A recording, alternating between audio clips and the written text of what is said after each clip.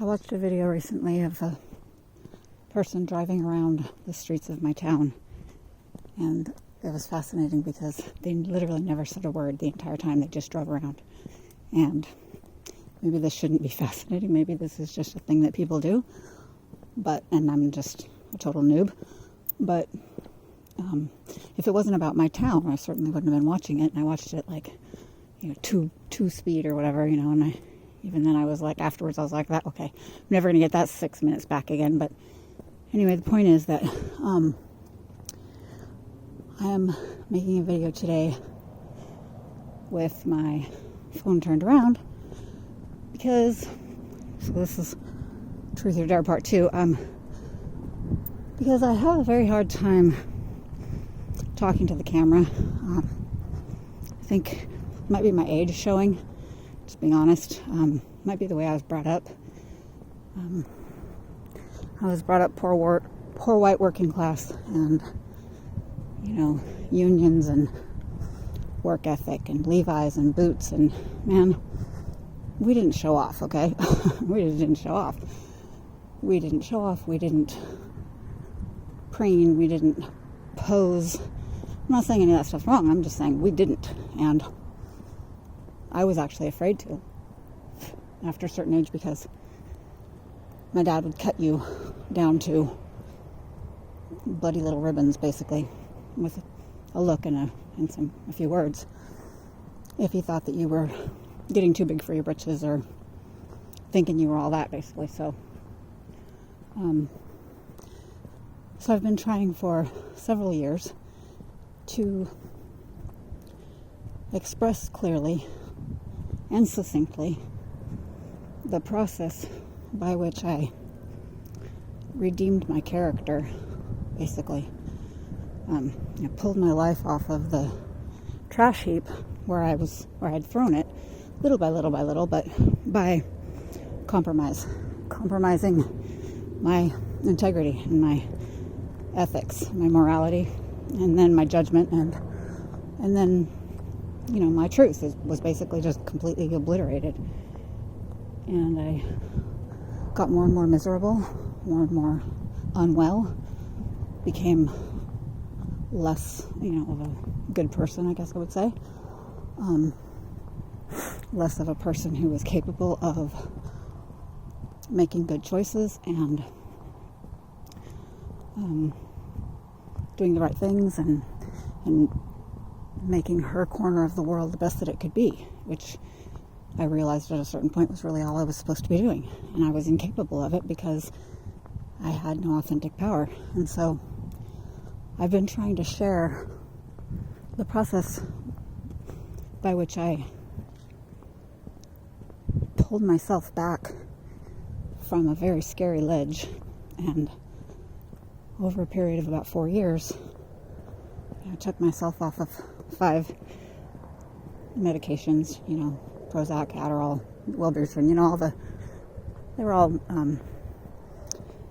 prescribed through a psychiatrist, and I was miserable, I was fat, I had one foot in the grave. I really did, because life sucked, because I wasn't living my own life, right? I was living such an uncomfortable version of a life because I had constructed this life of lies, and it sucked.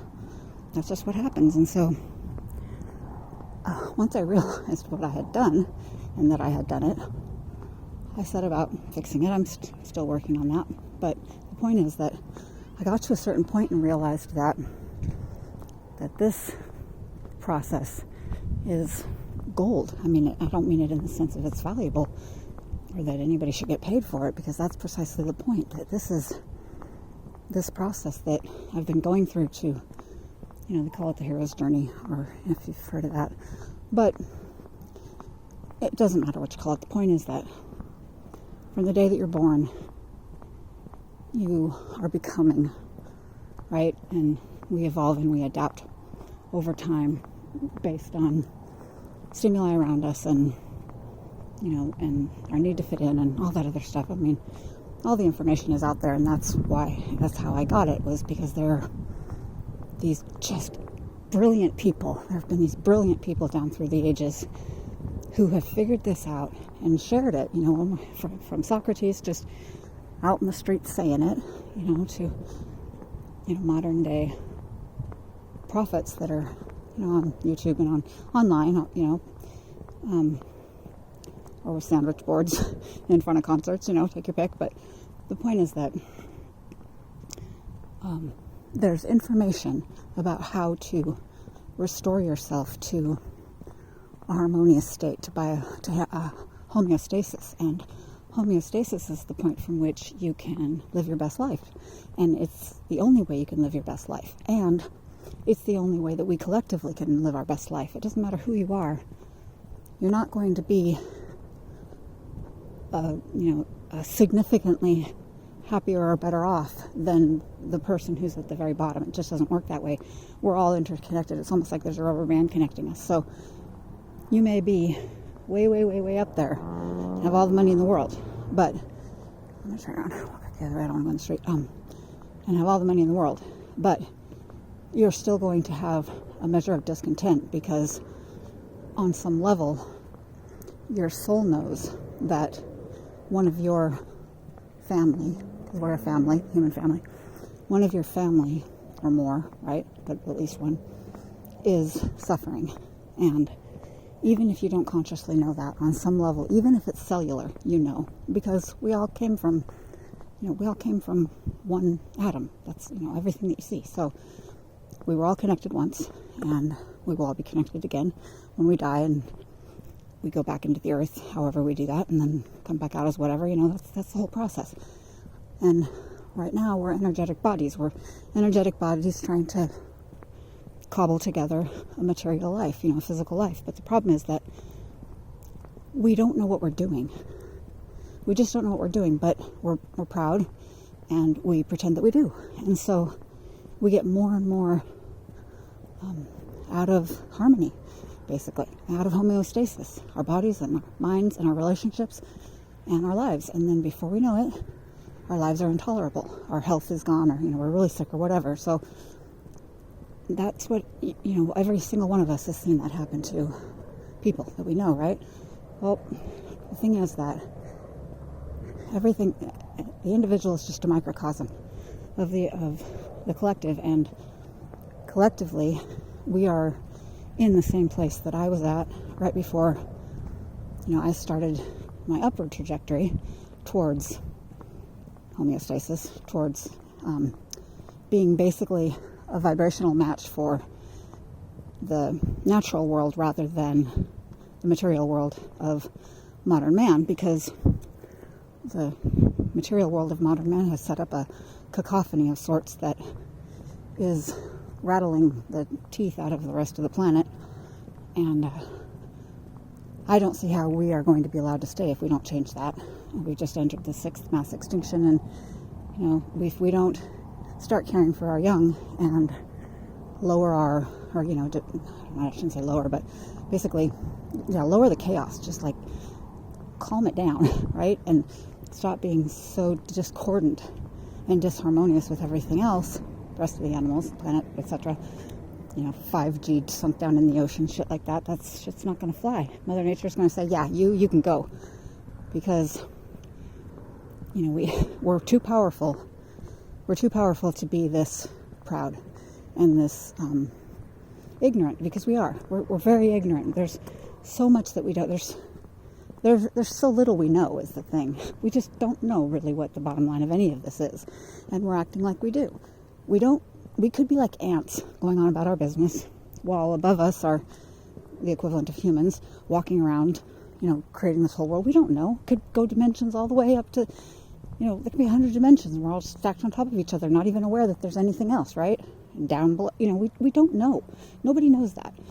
And yet, we're all proceeding as if we know everything. We've got it all figured out. We've checked it. We've verified it. And that everybody else's opinions or viewpoints or experiences are wrong. This is bullshit. Einstein tried to tell us that. Everything is relative. That's what he meant. Every single experience, every person, every life is entirely unique. And therefore, none of us can ever judge anyone else. We are all going to be prejudiced against each other.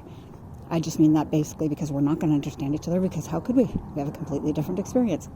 Therefore, we shouldn't think that we're going to be able to understand each other. We shouldn't try to understand each other. What we should try to do is to be ourselves, 100% ourselves, without exception, without pretending, without faking, without games, and you have to be off work. When you do that, when you live that way, you trust yourself, you like yourself, you love yourself, okay? You don't doubt yourself and secretly hate yourself, which is what's going on now. We all know we're full of shit, some of us more than others. We all know we're fucking up, some of us more than others. And to varying degrees, we know that we're in big trouble. And so we're all just kind of going a little bit crazy. And we're swimming in self-hate and blame and shame. And right now, it's coming down on the heads of the white people. And I'm not saying, poor me, I happen to be white, whatever. It's just that it doesn't need to be coming down on anybody. What we should do is we should try to say, okay, how about this? Why don't we learn from the dumb shit we've done before, especially to each other, and not do that again? Okay, just let's not do that again. And so right now what's going on is a whole lot of the stupid shit that we already did. If you think that what needs to happen is that we need to be shown what it feels like, that's ignorance. And it's also hubris, because the thing is that nobody is free of these sins. Nobody is free of the sin of hurting someone else's feelings, or being biased, or even being racist. I mean, there's so much racism right now aimed towards white people. Every day I hear something about how terrible white people are. We're the devil and they're white people. And, I'm like, okay, that's not going to help. It's not going to help. It really, really, really isn't. My youngest son's name is Lincoln. I didn't name him after the car. This is a very important subject to me. This subject is so important to me that when I realized that we were going backwards, I woke the fuck up, okay? I did. I was in my backyard with my kids. I was talking about dressing up like a black girl for Halloween because I've always wanted to do that, because I grew up in the hood. I've always wanted to do that. I just thought it'd be fascinating and powerful to literally spend a day as somebody else. And they looked at me like I was crazy. I said, no, I'm just, I'm serious. I just want to experience something completely different. Haven't you ever wanted to experience what it is really like, instead of just what they tell you? Because that's great too. And they told me, you can't go in blackface. I said, blackface?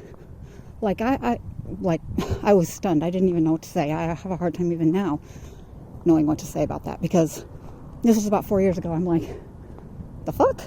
Like, seriously? Have you lost your entire mind? Who's talking about blackface? I'm not talking about nobody's blackface. I'm talking about experiencing what somebody else's reality is like, in any way.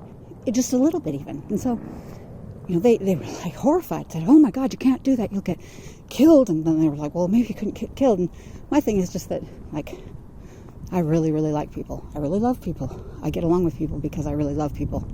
And people can tell. People are funny like that. We know. And so I don't think of myself as having a hard time getting along with anybody. I don't fear people. I love people. I'm like, what are you talking about? I mean, I said, for one thing, the idea is to pull it off, not to, but the other thing is, why would somebody want to beat me up for trying to, I'm an anthropologist at heart, right? So anyway, I digress. The point is this, this actually proves something else. And that is that the reason that we have such a dearth of new ideas, basically, let's say, or creative solutions being offered to our problems, is because my theory is that there are as many solutions as there are human beings walking. I think each of us has a solution to something particularly that affects, that really resonates.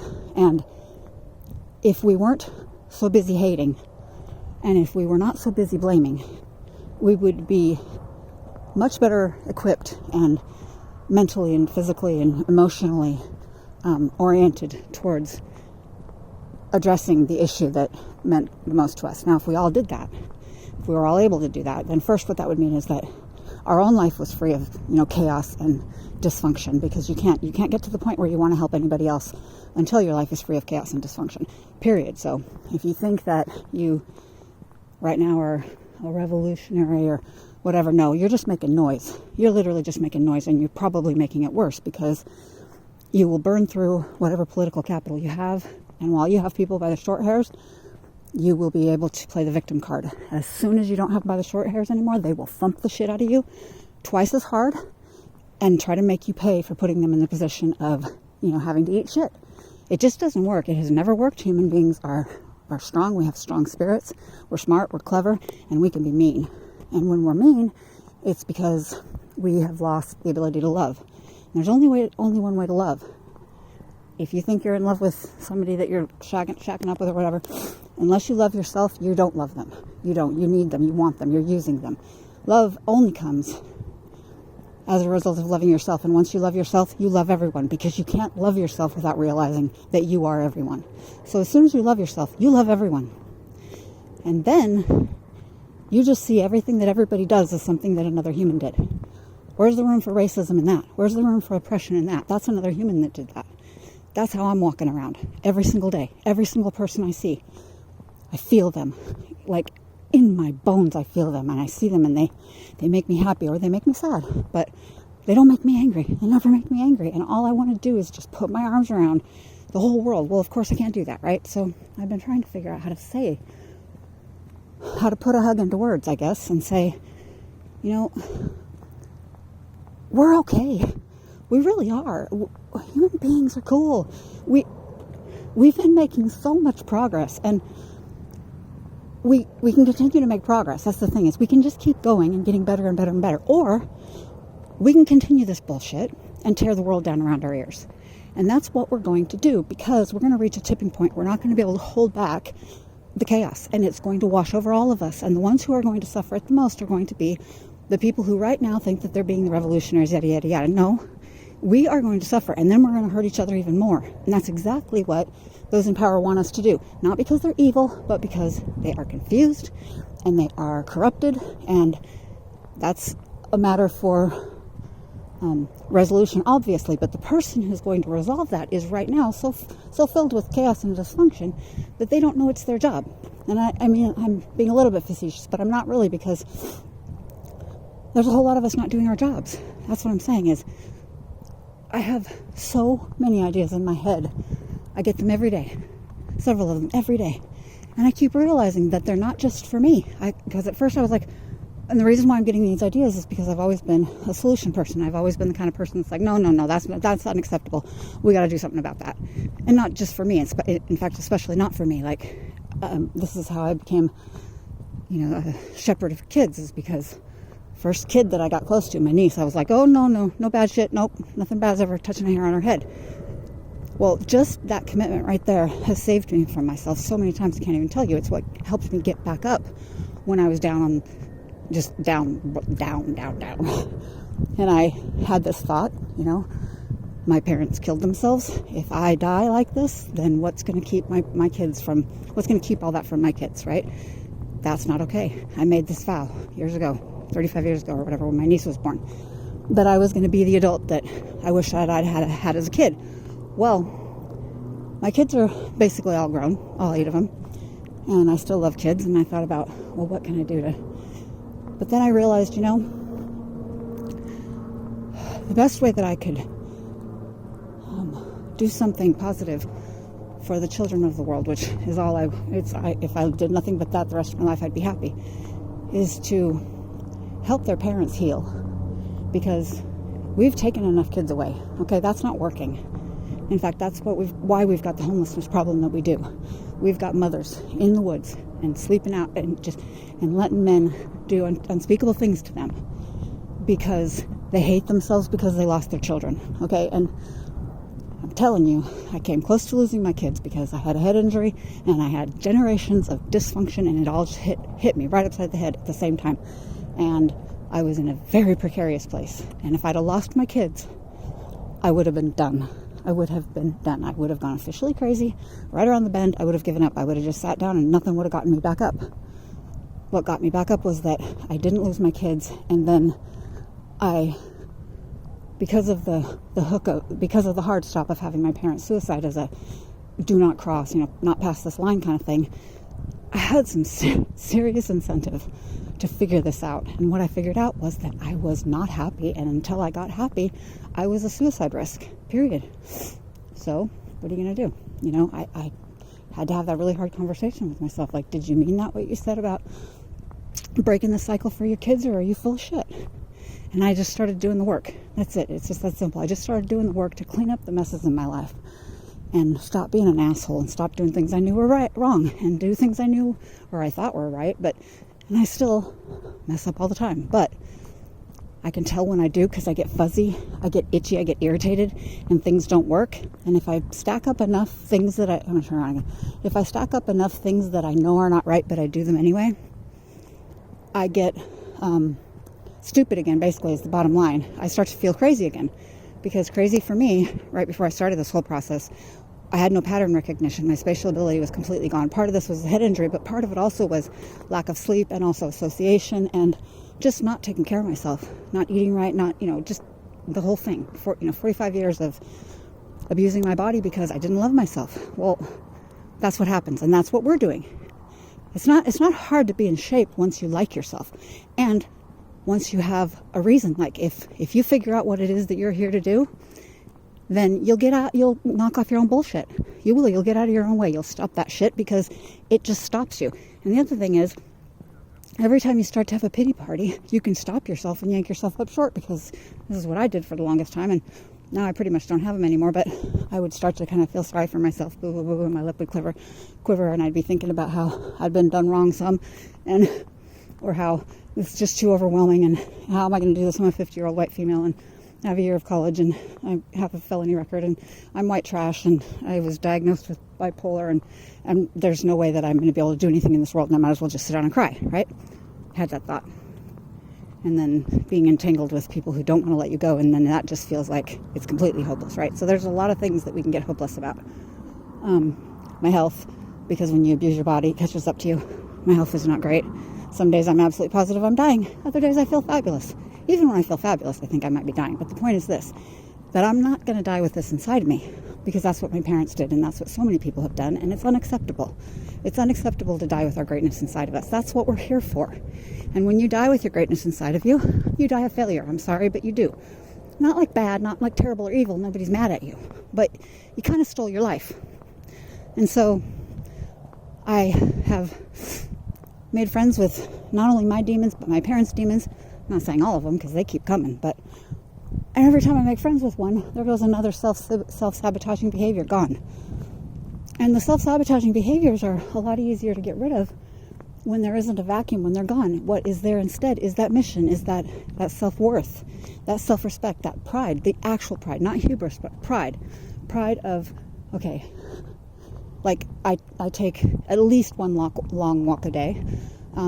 I work my ass off every minute of the day, but I take at least one hour-long walk a day, and I do intermittent running. I run up a hill, and then I do bursts of running. But anyway, I usually end up taking a second walk just because it feels good, because I love it, because I love to be outside, and I see people, and it's amazing.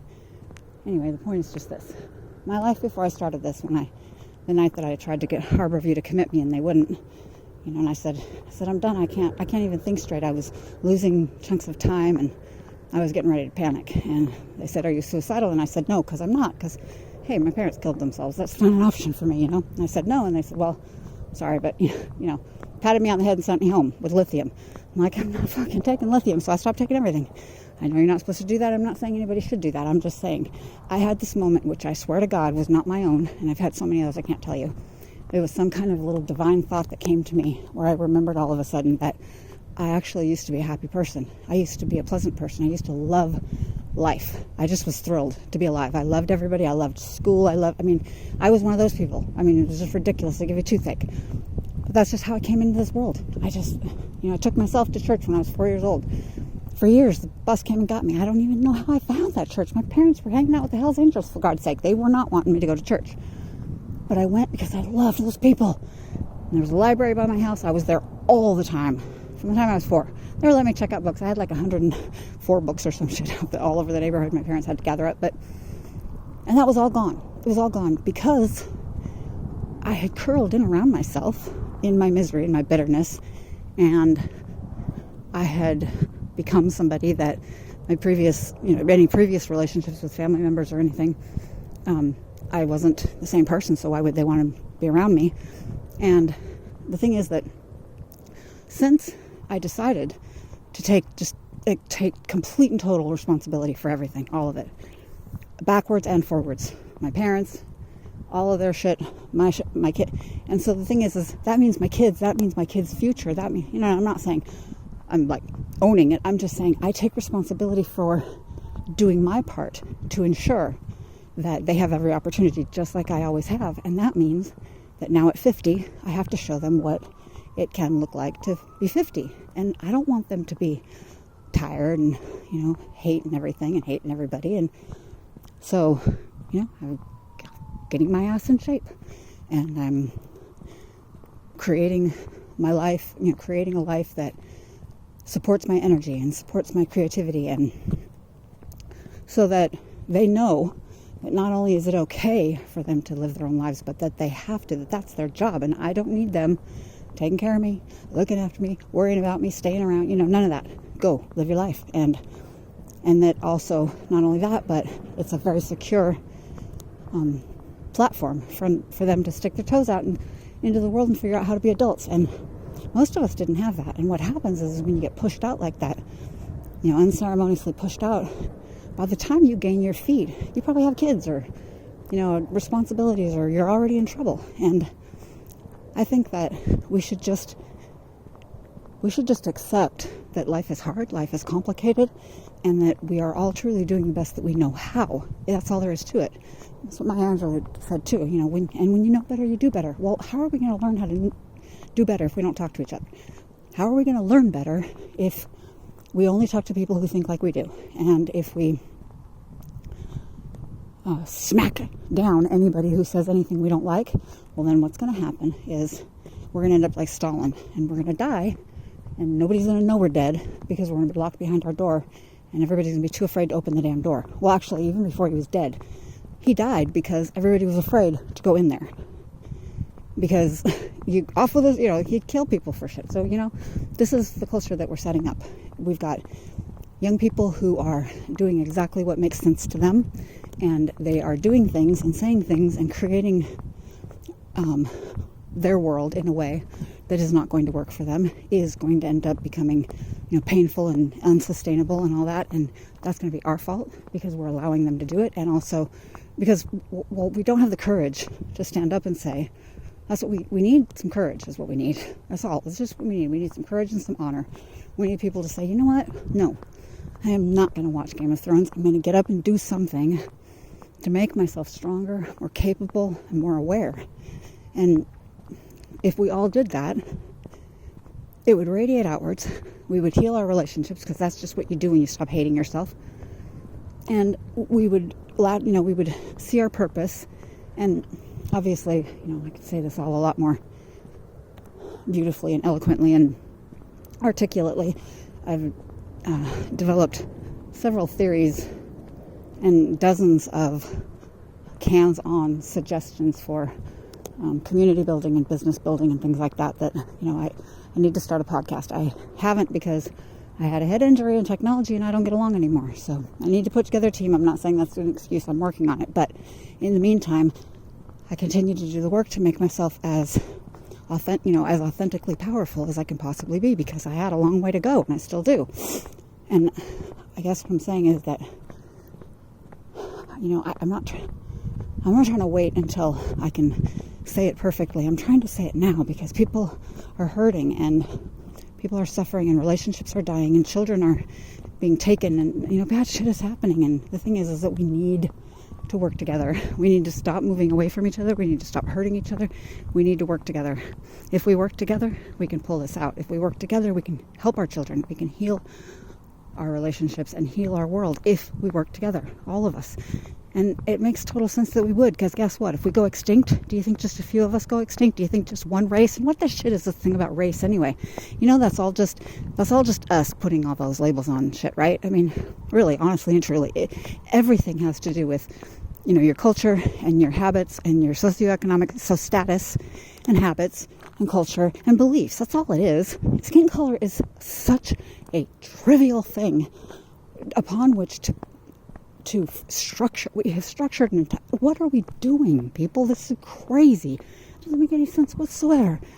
Most of my favorite people throughout my life have not ended up being white, and the people who have hurt me the most have been my family members. Duh, they were white, looked just like me, so we need to knock this shit off. In fact, when I needed something, when I needed to be told, when I needed wisdom, when I needed support, even just like virtually, it was strangers that supplied all that to me. It wasn't people who looked like me often, and it was very often men, and yet, like, there's certain things where, like when I'm reading fiction, man, women just do it for, they tell the stories that I want to hear, you know?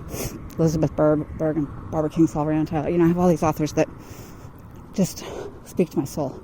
Isabel Allende,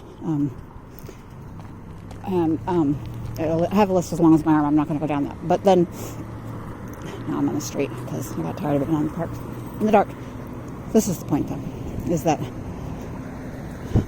when I need to learn something about my brain, or which I've needed to learn a lot about, or philosophy, or just on and on and on, I go out and I try to find whomever makes sense to me.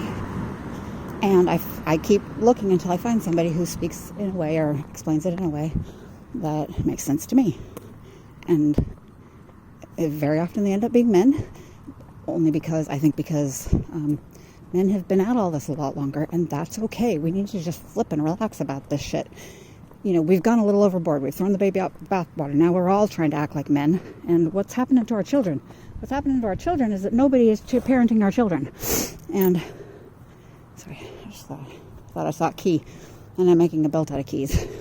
Anyway, because that's what I do. I make art out of other people's cast-offs. You know, Craigslist, Curb Alert. And I paint things, and I glue things, and I hammer things, and I do exactly what I want, and I make garbage into interesting and crazy and beautiful things.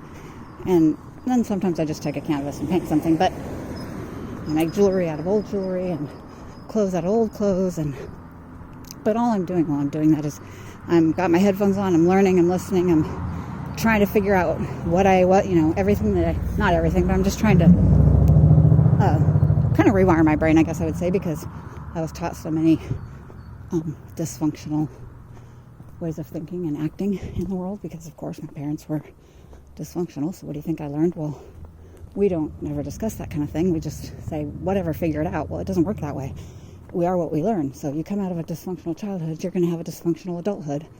I knew that on some level, so I married somebody who seemed like he had it all figured out. But I did it in haste after my dad killed himself. It was not a good time. I shouldn't have. It was not a good.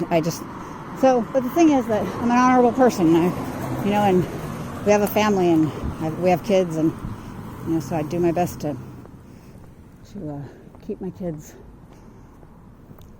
keep their environment together, and that is its own set of challenges, and I've shared a house with my estranged husband for 13, 14 years, long time, okay, and we're a little bit oil and water. But we both are oil and vinegar. But man, hello, good night. Okay. Anyway, ladies, you need to step up because it's hard taking them up, walk in this neighborhood sometimes. I'm just kidding. I'm joking. But men are a little eager sometimes. But anyway, so the point is that if we could all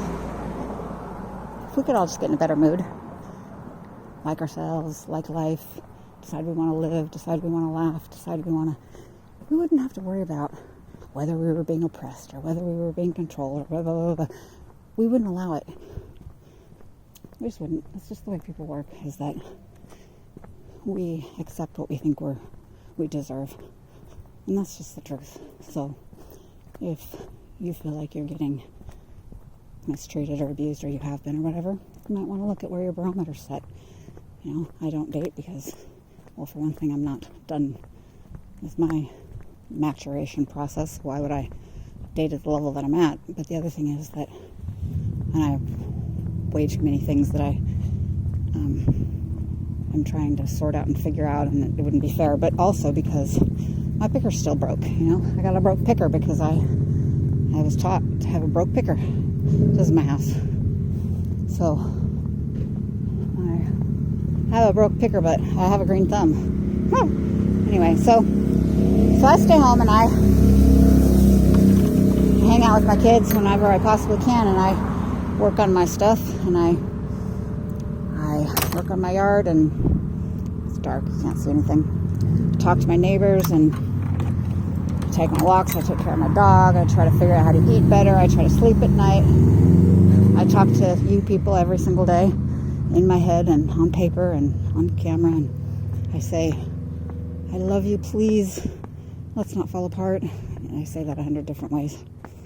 And I listen to music. I listen to so much music, and I think about how much fun it would be to just have big dances, neighborhood dances, I dream. I spend a lot of time with Martin, and Martin makes my heart feel better. And Martin Luther King, that's the man right there that had it on lockdown. So I'd suggest you go listen to some of his speeches, especially the one on October 26, 1970, that's my birthday. Or not 1970, 1967. 70 is my birthday, but the point is, that's one of my favorites, and it'll make all the hairs on your body stand up, or at least it should. And it has all the answers, and it's really not that hard. If we love ourselves, we'll love each other. And we will take care of each other, and we'll take care of the world. That's really all there is to it.